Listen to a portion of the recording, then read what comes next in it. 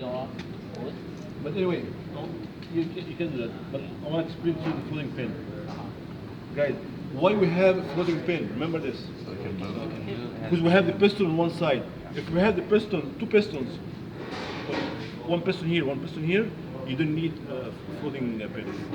So all you need floating pin if you have piston on one side.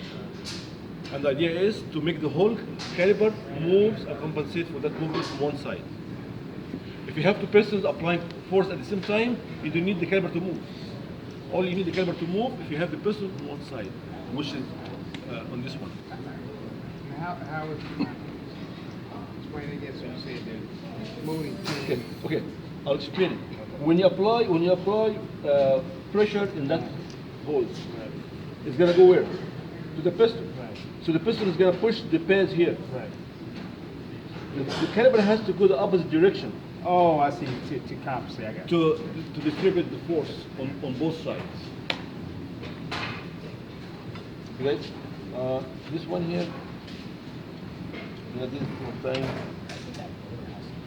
So yeah, sometimes you feel one here and the whole thing pops out. I want to show you here. We're gonna do the fluid exchange right now, No, we'll leave it for next time. because we could take out the other bolt and then, if you want to do it like that, and then swing it all the way out. Yeah, but I want to explain a couple of things. Guys, this shims here, this shims right here, is very important. You know why? Eliminate noise, vibrations, and vibrations can cause noise. So by putting this one here, you eliminate vibrations. And this piece here is called anti-squeal shim. What? Is it after one? No, It comes with the bike? come with the bike. Oh. Yeah. See that? Anti-squeal. Yeah. And some technicians they put some kind of lubricant here. Again, the whole idea is to eliminate the vibrations.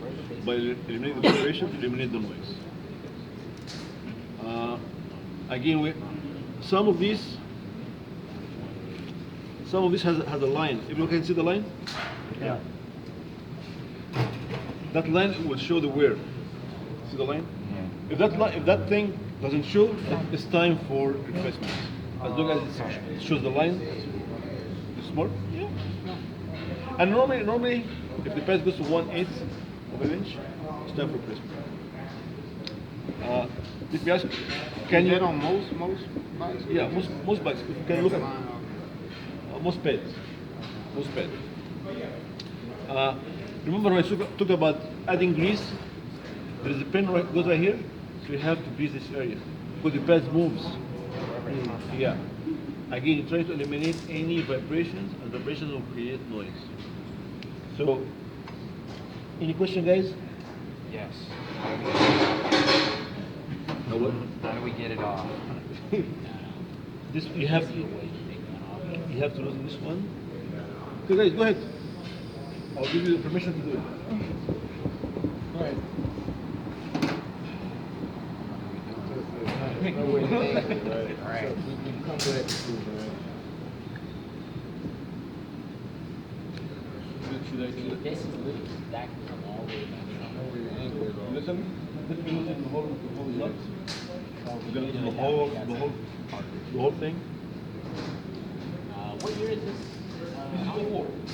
04 on the, What we could do is we just cut this in half. this get the plasma cut? Okay. Yes. That yes. Yeah, that's, oh, and then we got it.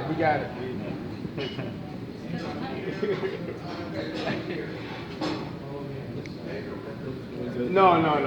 We were considering cutting it in half, but I wouldn't work out. Then they're gonna